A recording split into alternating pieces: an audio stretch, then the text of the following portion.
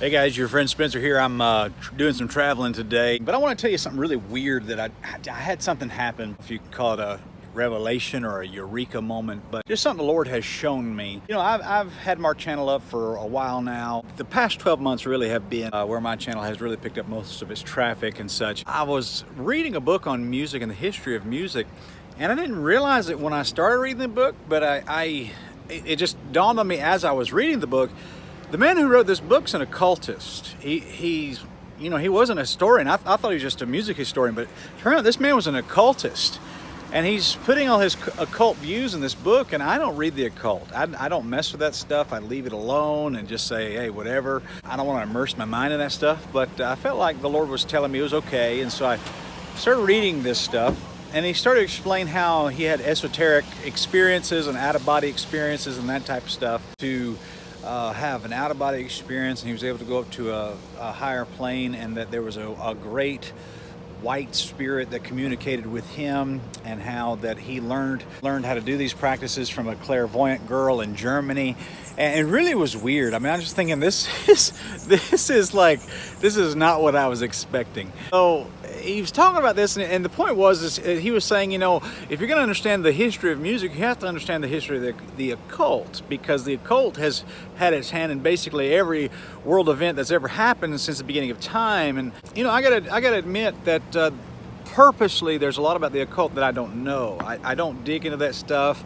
I don't like to. I just don't. I mean, and so I've left it alone. But it came across my path, and as I was studying about music, and as this guy's describing, I was having an out-of-body experience. There was two main spirits that were talking to me, and he gave the name of the one spirit that he communed with for about 7 years. But he said there was another one. He said sometime I'd go up into, you know, my out-of-body experience, and I'd meet with this one spirit.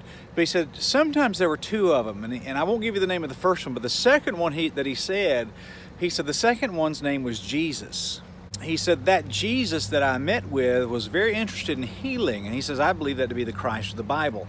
Now, anybody believing Christian knows that that is not the Christ of the Bible. That is not how this works, and that's not how it's not how any of this stuff happens. It's not Bible-believing Christianity.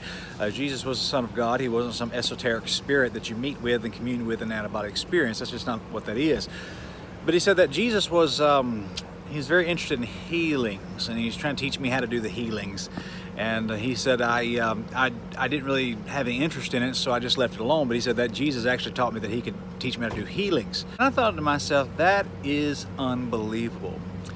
Could it be, ladies and gentlemen, and I'm just going to throw this out there to you, but could it be that the people in modern churches, the Jesus that they're worshiping, is the same Jesus this occult leader said that he met in an out-of-body experience? Could that be the same Jesus? Could it be a false Jesus? Could it be the false gospel that Paul warned us about in the book of Galatians? Could it be the another Jesus that Paul talked about in Corinthians?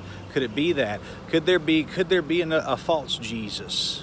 Maybe even that false Jesus can teach you how to do healings. And I mean, look, I'm reading a book on music, and this guy's talking about this stuff in this book about music, which I thought had nothing to do with it, but he's going through and explaining it, and I'm gonna do more about it. But the funny thing is that this guy, he was saying and describing this experience. I thought, that sounds really familiar. That sounds really familiar. Let me go back and rewatch a video that I saw a while back, and so I do some digging. I found a video of a man giving his testimony of how he was called to preach, and the testimony that he gave was scary. He said that I was building a log cabin, and this bolt of blue flame came out of the sky and outstepped the soul of a man. He named the man. It was a preacher that had died years ago. He said that the soul of that man came and communed with me and told me that I was called to preach. He told me that God had a message for me and laid his hand on me, and I fell on the floor as it were dead. And he said I was just so full of God, and I flopped on the floor like for a little while, and I just couldn't handle it, and I was overcome with the power of God. And so he's saying all that, and I'm thinking, that is identical to what this occultist is saying that he did in his out-of-body esoteric experiences. Could it be that this famous preacher, could it be that he's an occultist? And he's worshiping Jesus in the same format that this occultist that I'm reading this book on music is saying?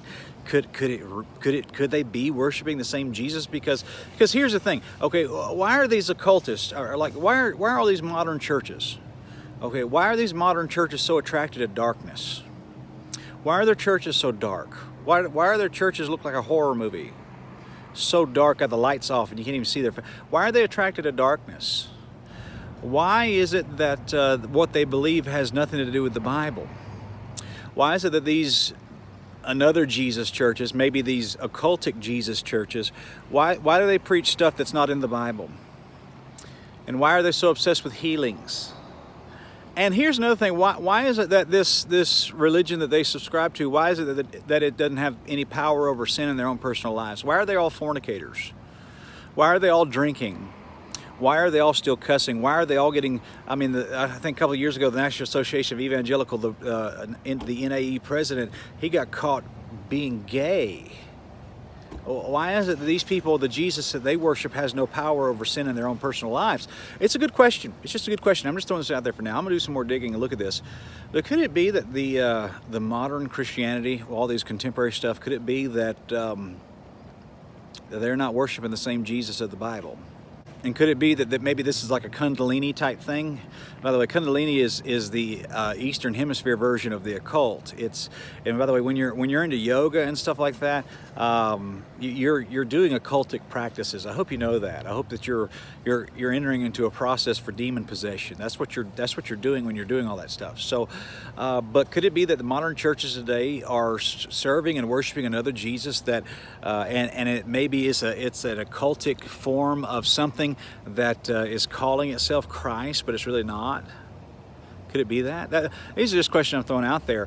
I would play the video in this video for you, but the preacher that I heard actually say these things, he's threatened to sue me already, so I'm going to leave him alone for just a little while, let his feelings heal a little bit, because I busted him in another video. Ladies and gentlemen, you know, somebody was talking to me the other day. We were talking about a preacher, and his theological views are so different than mine. And I just told him, I said, man, him and I just must not be plugged into the same outlet. And I think that may be true of a lot of these other teachers. Could it be that they're plugged into another Jesus, and him and I are serving and worshiping two different Jesuses? I think, listen, you know, a lot of people think, well, I'm just arguing musical styles on my channel. I'm not. I'm arguing the gospel. I'm arguing the identity of God. Who is the Lord? Who is he?